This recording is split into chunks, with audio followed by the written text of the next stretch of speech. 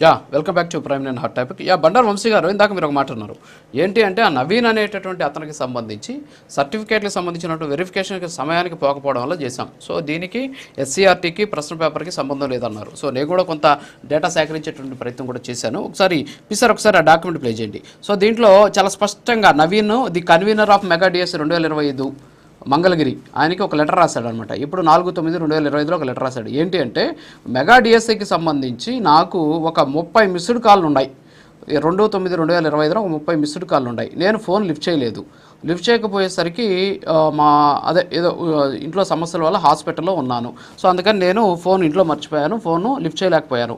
So కాబట్టి నేను certificate వెరిఫికేషన్కి వెళ్ళలేకపోయాను అని చెప్పేసి ఆయన కోర్టుకి ఇచ్చినటువంటి అది డాక్యుమెంట్, అది మనం చూస్తున్నాం ఇప్పుడు. అది సో అంటే అందులో అంగీకరించాడు ఆయన. 30 సార్లు అయితే 30 మిస్డ్ కాల్, 1-2 కాదు, ఆల్రెడీ అతను చెప్పినటువంటి పరిస్థితి. సో ఆయన అక్కడికి వెళ్తే అప్పటికే సెలక్షన్ వెరిఫికేషన్ అయిపోయింది.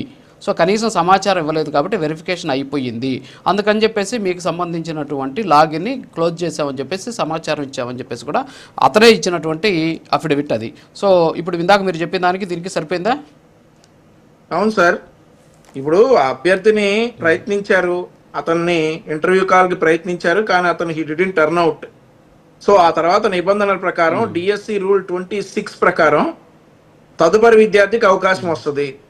అలా అవకాశం వచ్చింది. తర్వాత అతను చూసుకుని వచ్చేసి అతనికి కోర్టుకు వెళ్ళడం జరిగింది. రిట్ పిటిషన్ వేశారు. దాని గురించి అపీలేట్ అథారిటీ ముందు హాజరయ్యారు. ఆ తర్వాత ఈ విషయాన్ని మరి ఆయనకి తెలిసి ప్రకారమే క్లోజ్ చేశారు.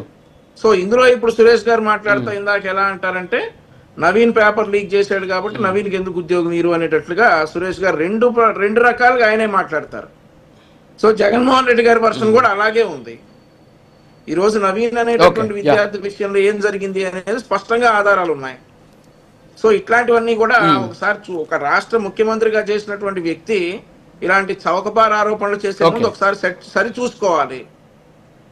సో అవన్నీ చూసుకోకుండా నిందలేస్తామంటే, మీరు గెలవకపోతే ఈవీఎంలో, ఉద్యోగాలు రాకపోతేనేమో పేపర్ లీక్లా. ఓకే. కృష్ణవేణి గారు గుడ్ మార్నింగ్. మళ్ళీ వస్తాం సార్. కృష్ణవేణి గారు గుడ్ మార్నింగ్. ఏంటి అసలు పేపర్